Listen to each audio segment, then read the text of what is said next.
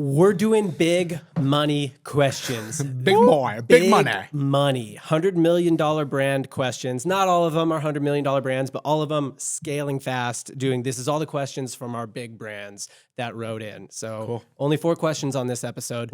Not many big brands around us. No, it's just us, dude.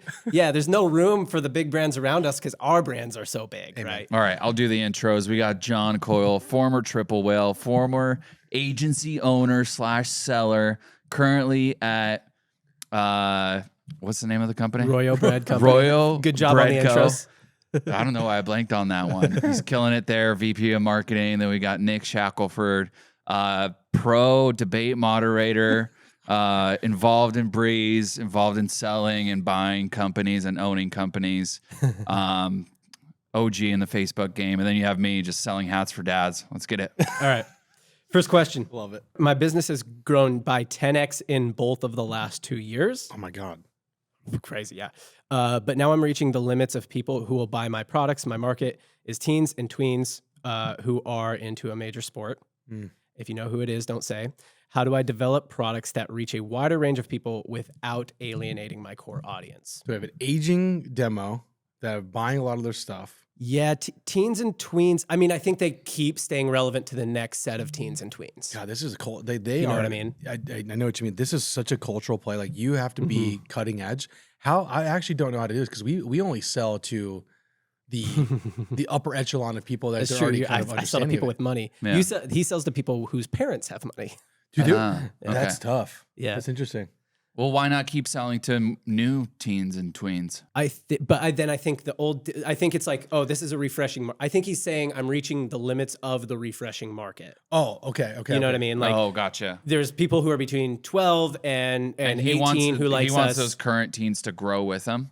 Like he wants those teens to buy his I products think that's when what they're he's 30. asking. He's That's kinda- saying, yeah. should I try and grow with the teens and tweens and like offer them other stuff as they grow, or should I try and expand to more like sports, or that? I think that's what he's asking. How do I reach a wider audience without alienating the current audience? How do you reach? I have a couple thoughts on this after. Yeah, go. Yeah, go Can for I it. go for this? You might Okay. be better for it. So you have 2 approaches on this one. You have one, which is you can sell to the parents of the teens and tweens, which is expanding market by not having to really change the overall demographic. It's just creating some of the pieces. It's apparel. Mhm. So you can create some of I'm those assuming it's apparel. Yeah. That's what I'm assuming too. But Did he say that? Yeah. I'm assuming teens and tweens. I'm assuming this. Yeah, You can sounds go like right to boss. you can go right to the parents. You can go right to the parents because they will be interested in some things that their kids are interested in, and that's actually a little bit more plain and generic across the way. And if you have kids buying it, there's no reason why you want to match the parents are wearing Except it. for then the kids are like, I don't like this brand anymore. Yeah, but it's different. It's not. You're not going to give them like the super crazy colorful one that's like relevant to the industry or relevant to the demographic you're selling to. Yeah. But it's still, if you want to expand market without having to be like totally reinvent the business, this is the demographic you would go to. Just the parents of those current teens and tweens. Absolutely.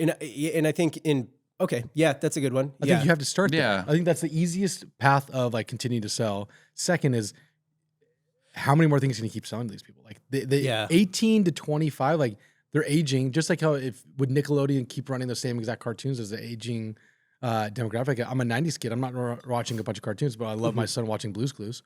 Yeah. Yeah. I would ask. What's your too. point with that? Sorry. The aging of it, like it still needs to apply to me as the parent. But like it still needs to continue to age with the person that's already had some affinity towards the brand. Yeah. But most of the time, these teens and tweens are not buying their product. It's the parents. Yeah, it's the parents using their money. Okay, so I don't know how long, he said he's 10x in both of the last 2 years. This is a long play, but in 10 years, these teens and tweens that you're selling to now will also have nostalgia. So they'll open up another market to you when they're in their late 20s.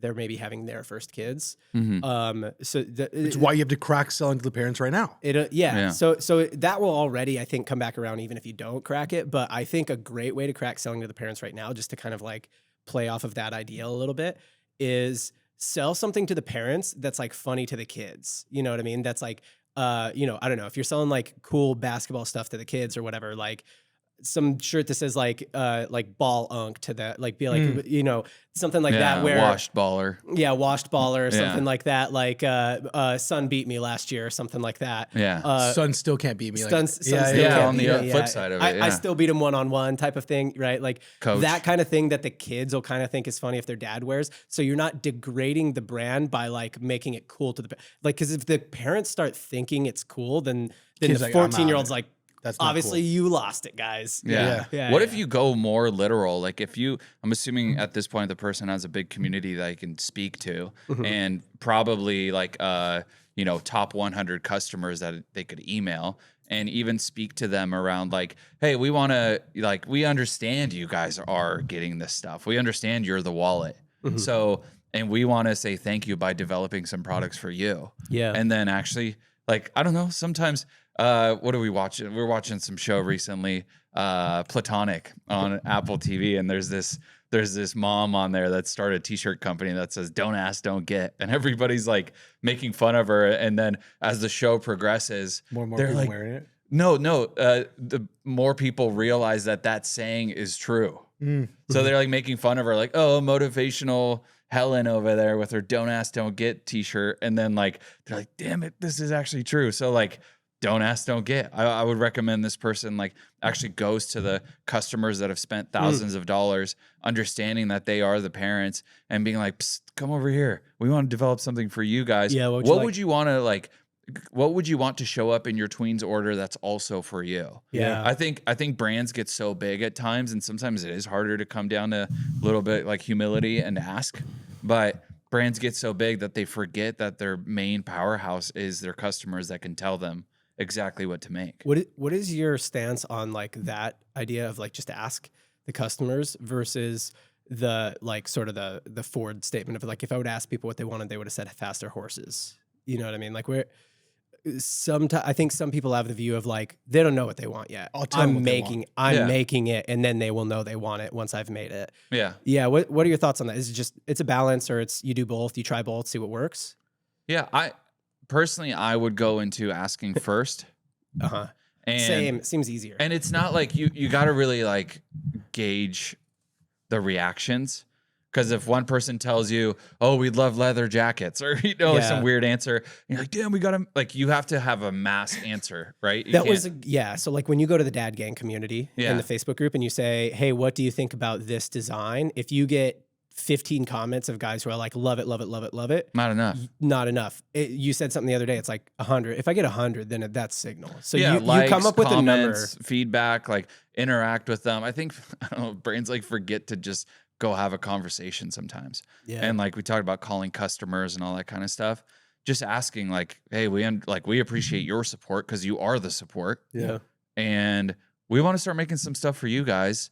But sometimes it might just be like, unfortunately, the answer is like make more. There's more teens coming right up. So how do you just stay in that market? Yeah. I don't know if the expansion always needs to be. We also need to make stuff for older people. Yeah. I mean, I think that when you've got 9-figure problems, there's never a really clear answer. It's more like, what are some ideas and what's the most promising one?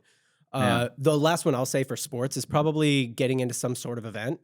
Can you take a variation? Can you make a game on a variation of this sport? So let's say it were basketball. Can you make a game of like horse that has a little wrinkle, and you go around the country playing that, and it's content, and people come, and you have kind of like a, what's his name? The football YouTuber who like does 1v1s. I can't remember what his name is now, but like, or like a Tristan Jass type of thing where like you go around the country and like huge crowds gather around everywhere you go. Like Ice Show Speed, he races people. Ice Show Speed. Yeah. So I think that could be another play there where it's like we start doing events, and maybe they're paid events, you know, they could be pure marketing at first, but I think you could also end up making them paid events or sponsored, like bringing other brands as sponsors. Yeah. Yeah. I'm assuming the tween teen stuff, like if we're talking trends right now, everything's kind of loud. Like loud colors, baggy everything. Yeah. And I would, if you're going to not ask the audience what they want, I would just, go ahead and make a small logo, toned down version of that. And show a bit more like parent to kid, like we don't wear this stuff together, but you know, dad's got the subtle stuff, and I'm the loud one with the, you know, like just bright pink colors or whatever. Yeah, I think that approach at a small scale could work. You know, like don't bust your inventory just trying to like be sure on that resolution. But I think you could try that. Yeah, you could duplicate the brand in other sports too, if you wanted, right? Pickleball. I was working with like a retention advisor, and they noticed a pattern of like, I think your customers are down to read nightly emails because, you know, as dads of like younger kids, at least bedtime can fall anywhere between like 7 and 9, and you had your work day, you had dinner. There's really not a break in the day, truthfully, but the break does come when everybody's in bed. So I started a series called The Nightcap, and it was just like a little pun on caps and it being nighttime.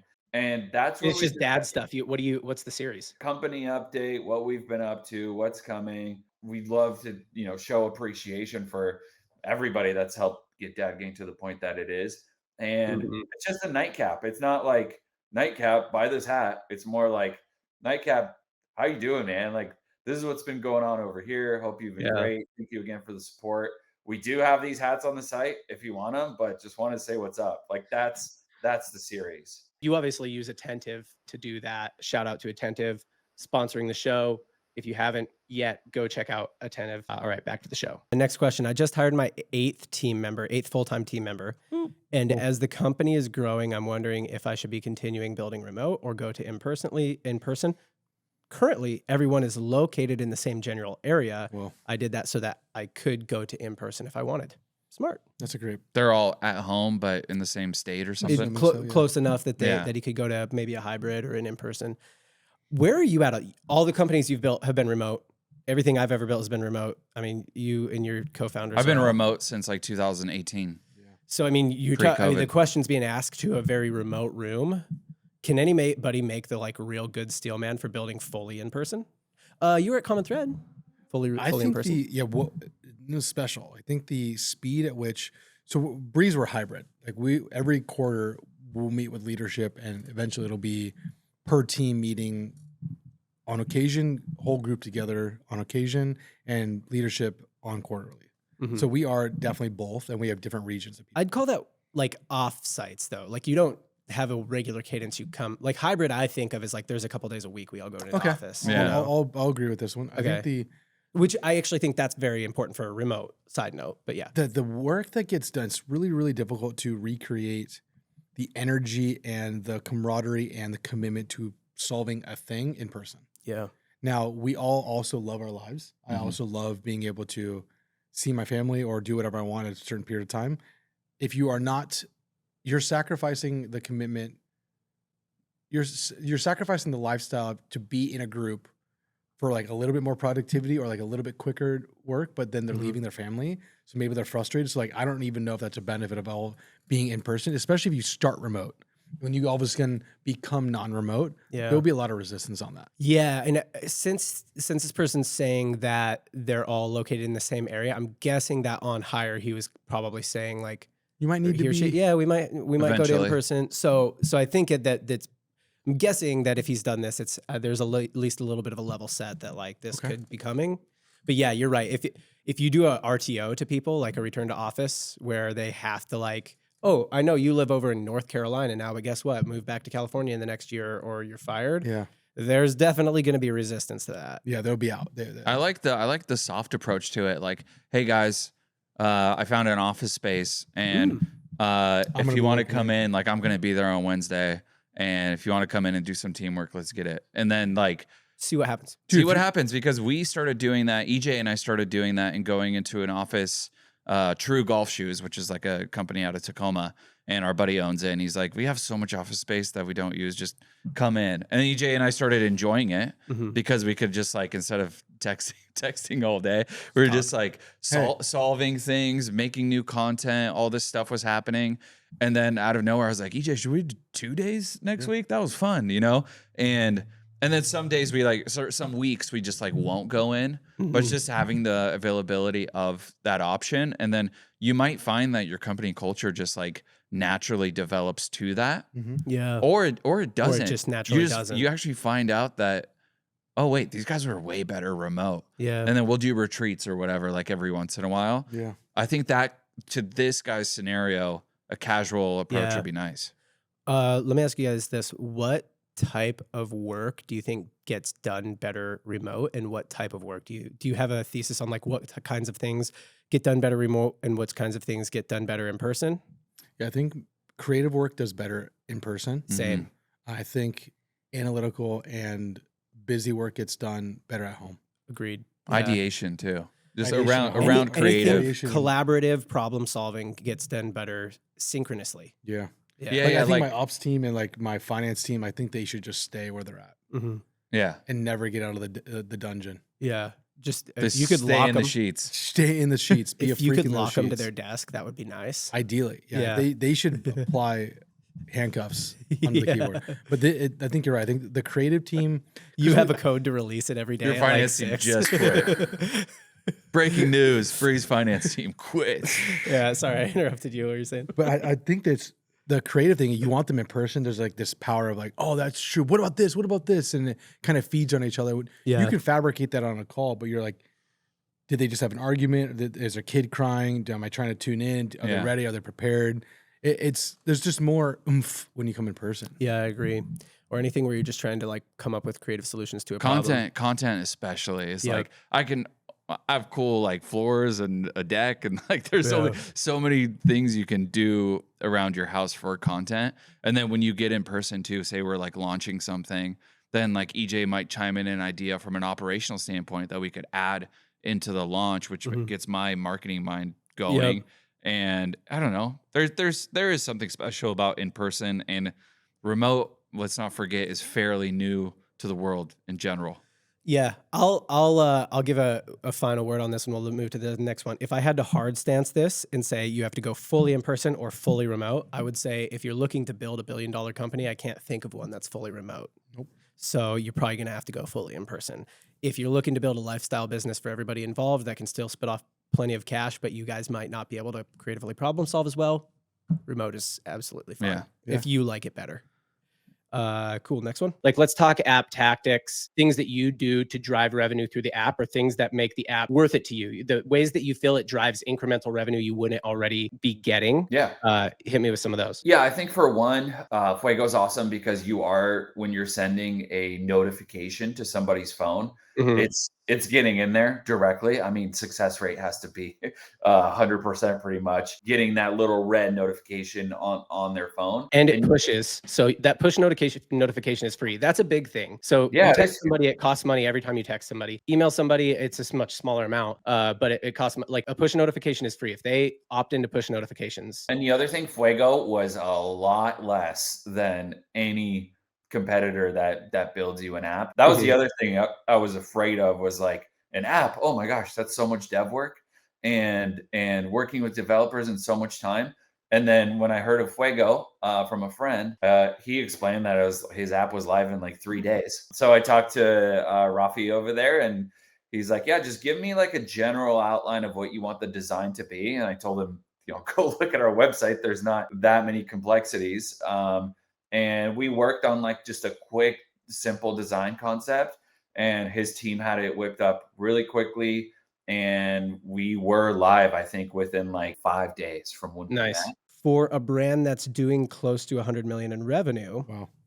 what should be the mix of different ad channels in your opinion? Of course, they did put like, obviously I know this is your opinion kind of in the parentheses. Yeah, go ahead. I think we're on the way there. Like we're Yeah. acting like we were already going to do that this year if we didn't get kind of hamstrung by Yeah. finances. And I know somewhat what your mix used to look like, at least, but If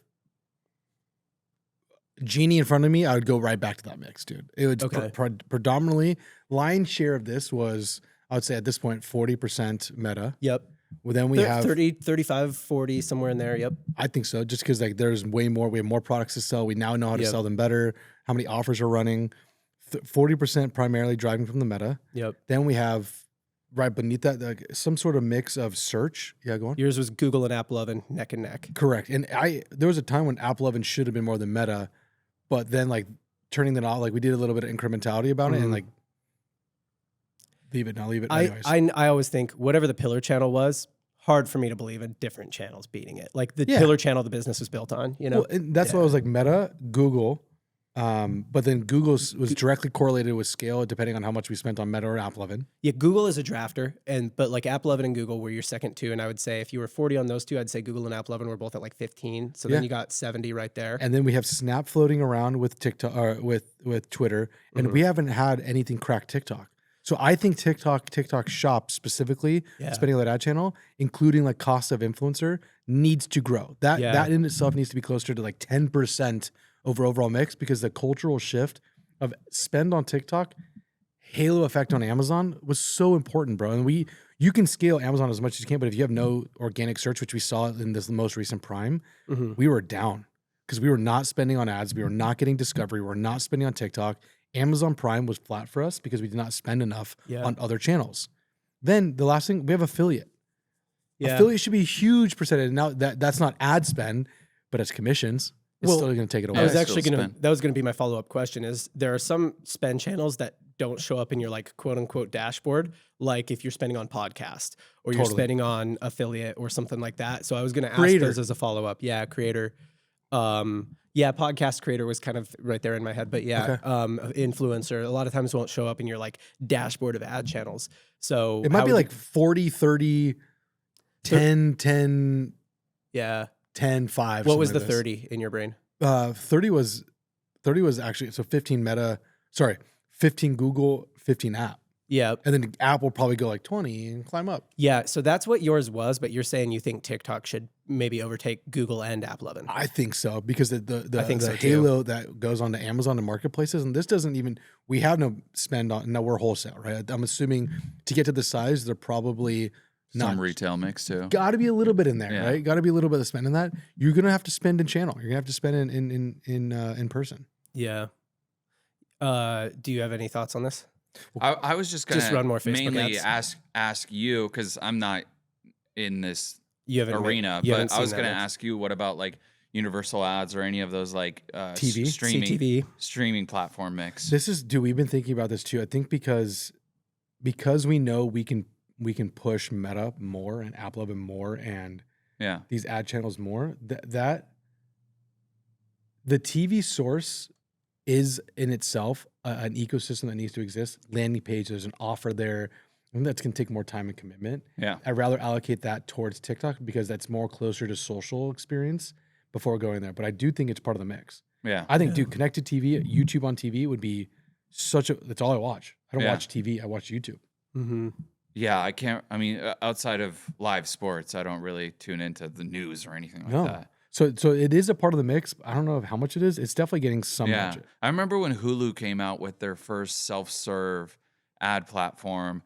We tried it. We actually went and shot, believe it or not, we're all iPhone, but one time we shot a commercial with like a full production team, and it was awesome. It worked well on Meta across for the holidays, but it was like a dad in an old muscle car with his son. Son was driving, and then the police starts chasing them, like flashing lights in the back, and then it like goes blurry, and it's actually just them in a cardboard box, like playing. So they're just playing. The whole thing was like dad gang, jump into your kid's imagination, be a good dad, cool. And then as it cuts to like them being in a cardboard box, the wife hands them another baby, and there's a shit stain on the diaper, so it's just like back to reality. Right. Great ad, just being biased, like it was awesome, did well. Like I have data that proves it did well across Meta, but then I went to upload it to Hulu and it got denied because there was a kid driving. Baby.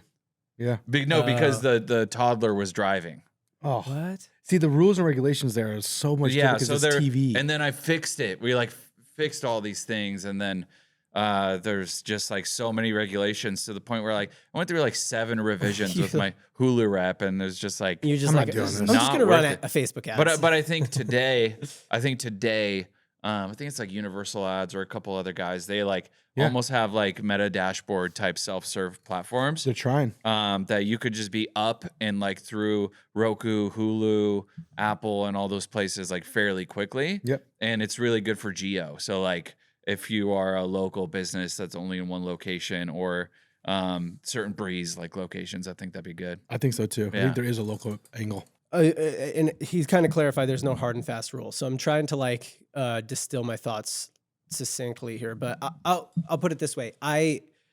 to cite my experience on this, I would say that I have talked to the people who are in like 9-figure brands. And then what I also have liked to do is just go open up their data without them really knowing that I'm opening up their data, which is what I used to do for Breeze, by the way. Like Nick was not paying me to consult or anything like that. I was just looking in there because I was curious. Yeah.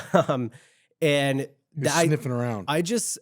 So I would do that for any brand. Every 9-figure brand that was at Triple Whale, I would go into their, dashboards and kind of look at how they were spending and look at their approach. And the way I've seen it sort of break out is it's one of the two of the following.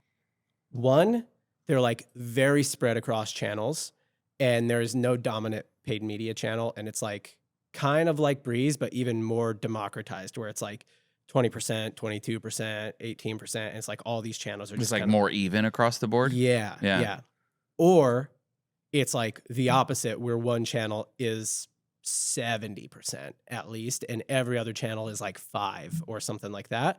Or there's like 70%, 25%, and it's just Facebook, Google, and they're still like, they're a 9-figure brand. And that's most of the supplement brands, ones with really high LTVs, where they're just like, so the core question I think is always like, where is the best place to spend my next advertising dollar? And I think that what happens with a lot of the supplement brands that have really high LTVs, your Rise supplement, and I'm not saying that these exact ones are spending this way, but like your Rise supplements, your Mud Waters, things like that, is they realize like it's still Meta. Mm-hmm. Oh, what about now that we're getting way worse results on Meta? Well, the best place to spend my next dollar, it's still Meta, right? And that brings them, and they keep doing that all the way up to 120, 150 million or something like that. And maybe at some point it changes, but that also doesn't show me what they're spending on brand. If they're doing podcast ads or things like that, I can't see that inside there. Mm-hmm. So, that's kind of like been my observation, and that's kind of how we are at Royo. Google is a really small portion of our spend. TikTok's a really small portion of our spend, given we're not at 100 million. We're at a fraction of that, but like, We'll ask that question next year because we should be there. Yeah, I think so. At least done 100 million in rev and continue to pace year over year. Yeah, but the clothing brands, they're usually more spread across single SKU or higher front end purchase brands, more spread across. Are you making sure that you're getting every bit of profit out of every purchase on your site? A big thing I've been thinking about lately as the cost to advertise goes up is how do I maximize the value of a customer? And so there's really two things. I want to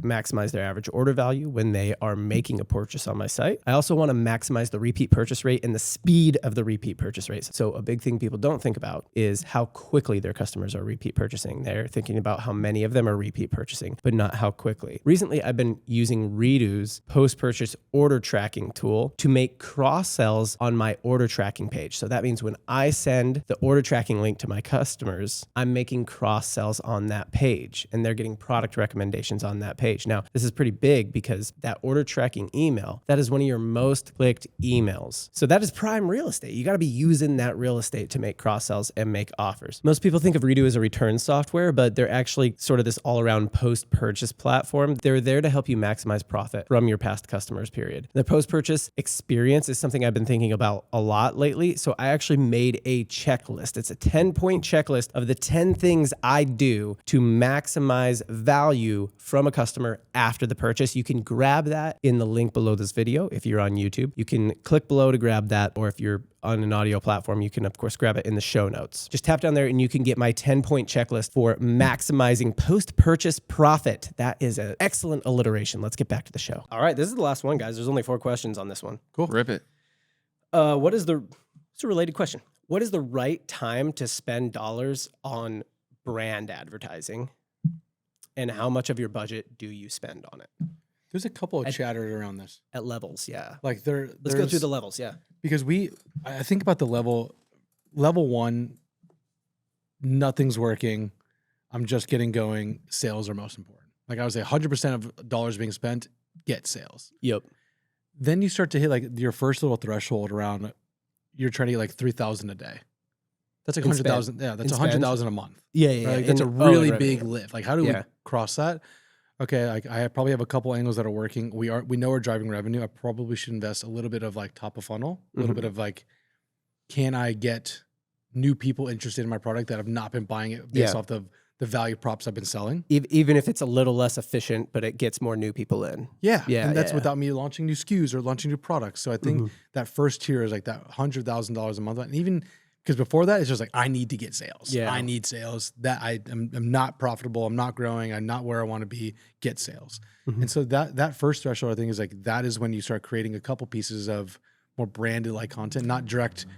You see this value prop and I'm going to buy it because of that. Yeah. It's still pretty direct response. Like you need it to return, but you're okay with a little lower CPA type of stuff. Yeah. Because it's less performance, it's more brandy. Yeah. Right now, this is our core conversation. So last year we finished the year like 28 million. This year we're going to finish right around like 58, 60 million.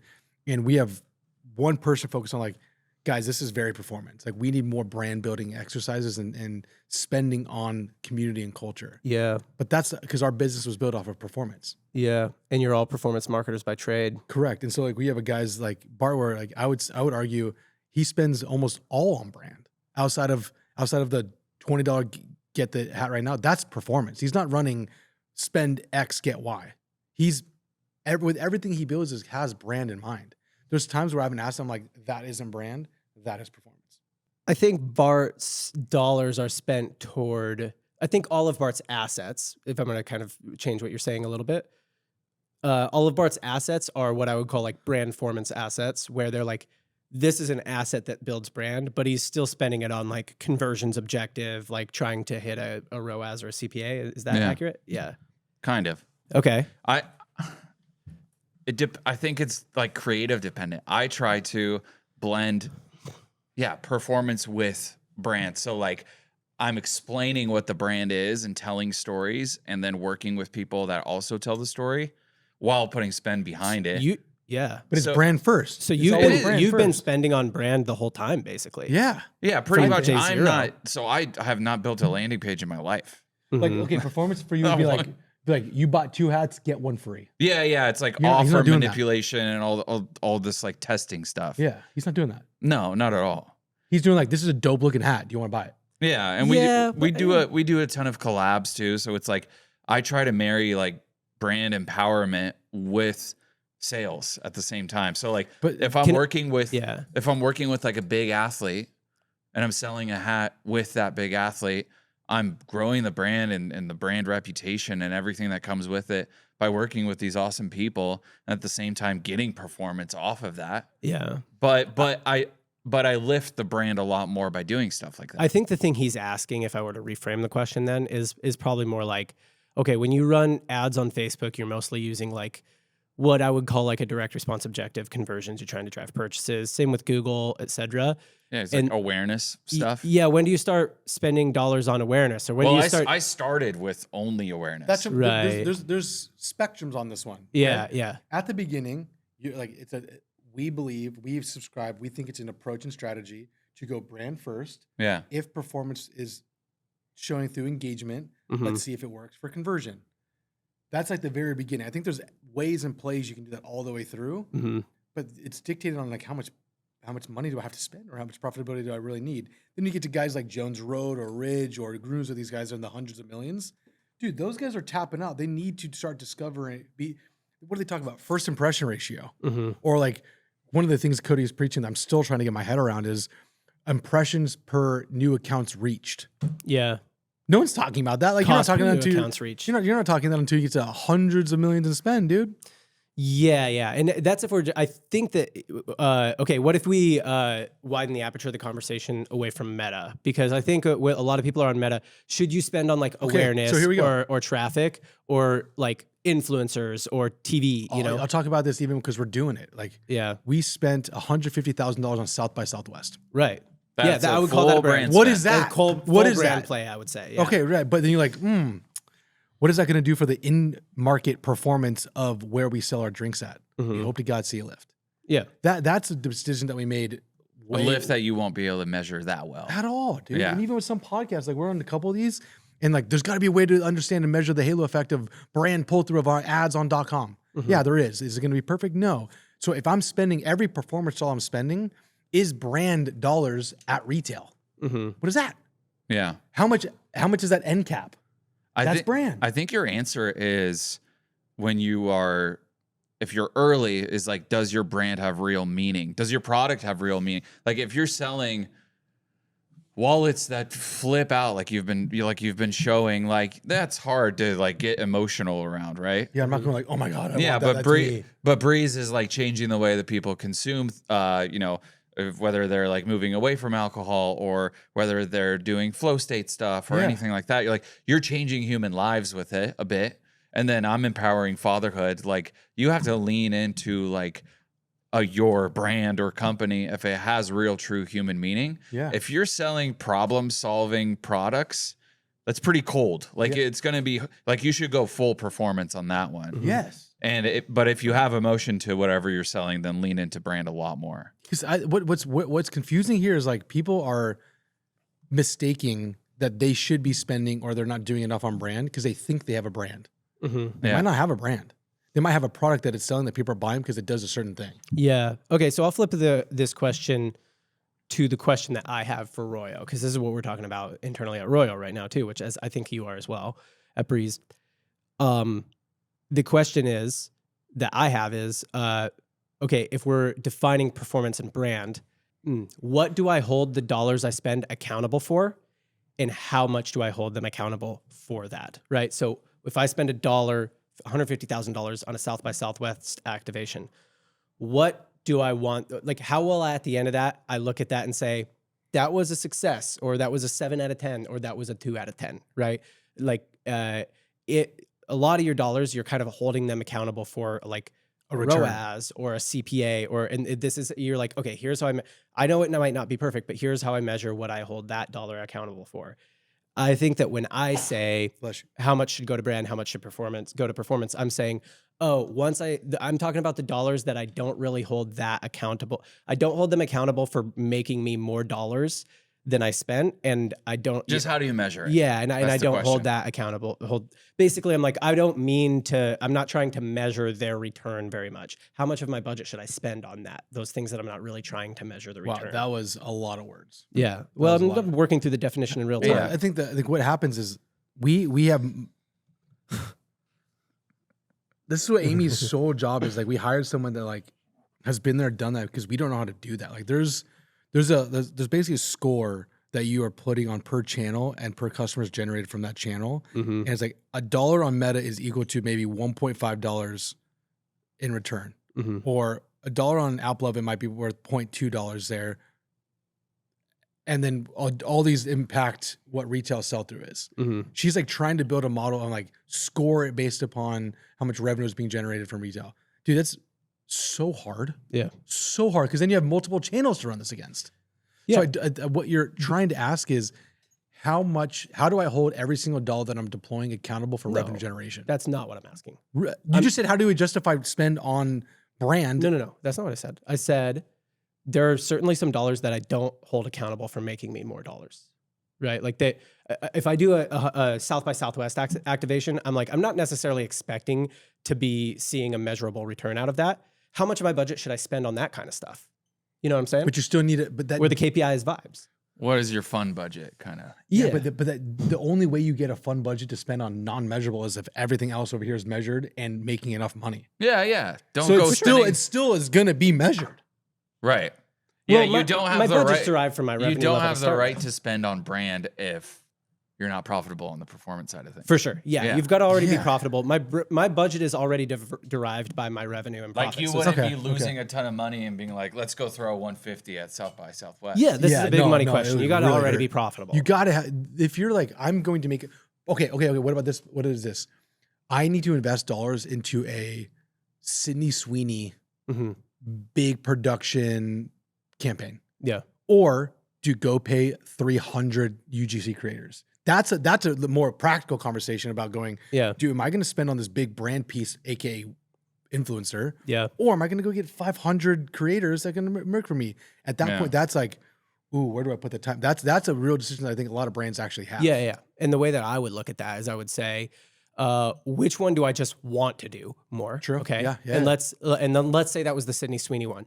And I'd say, well, why am I hesitant to do that instead of the other one? And it's because I'm afraid that isn't going to be as measurable of an ROI. So then what I'm going to say is like, okay, do I have that much fund budget to spend? Like, do I have that much like brand budget to spend where I can just not hold that money accountable? So that's how I'm asking the question is like, what portion of my budget should I be able to just say like, look, I think it's creating an ROI, but we can't really measure it, and that's okay. Yeah, we did something similar where like we worked with a big MLB athlete, and like we got a place to like record where we were working, and we could have gotten the regular house, but we got the sickest house we could find. Oh yeah. And then out of that came, I don't know, 3 months of infinite content and ads and all these things where it was like, I think same to you guys. Like if you go do South by Southwest, at least you're stacking creative out of it. Yeah. At least you're bringing it back to email. At least you're bringing it back to the website, your personal brand, anything that's being mentioned, you know, by Aaron or anybody. It's like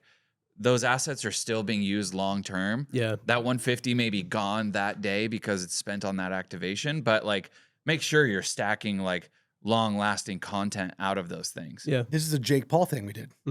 We went to the fight and we sponsored an after party, and we got posted on TMZ because we had a blow up at the after party. Yeah. And everyone was like, whoa, this is crazy. I can't believe you did that. I was like, dude, we just had a blow up there. We just bought tickets. Yeah. We just went. We were in part of that cultural moment. And that was and we had a lot more LTV on that piece of content asset investment because of the digital expression.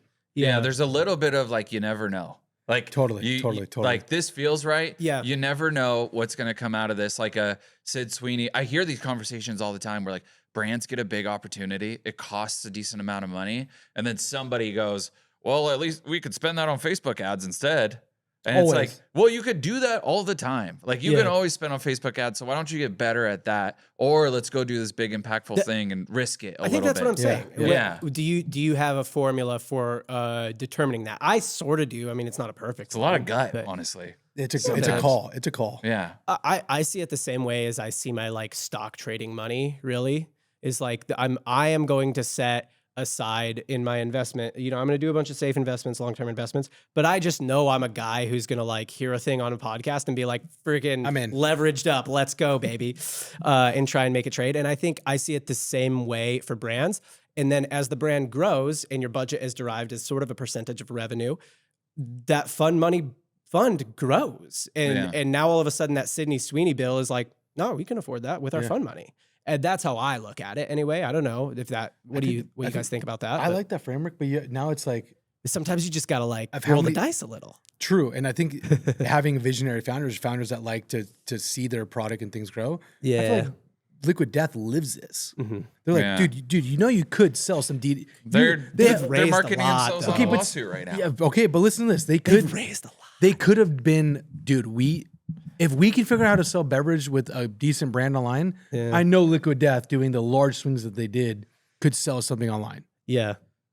Yeah. No, I'm not saying they could. I'm not saying But they did it. They're like, no, we're going to do big marketing moments. Yeah. And we're going to go that route. They're kind of going more like we're raising money, we're doing big marketing, and we're going retail, which is just a different play. Yeah, but it's but they still have D2C. They still have it. They just don't invest in it. yeah. No, I mean, to this person's question, was the right time to spend? Yeah, my framework is like have some of your advertising dollars, maybe actually a percentage all the time, even when you're at $2 million a year, that you say, oh, this is just for like shots. You know, this is for me to take shots. I think you're right. And then as your brand grows, and maybe the percentage grows a little bit even, you know, but like over time, the fund grows. I'm just finishing up the alchemy, magic of alchemy book. I think that's it was good. Yeah. What you guys got a little book club you're not telling me about? What is this? No, he just nodded as I said it. I don't know if he's read it too, but that's all it talks about is like Red Bull swings and all these companies that were like, well, let's go the opposite of like what the norm is and like invest into this moment. Sounds like a call of someone going like, do you think it was easy to build Red Bull?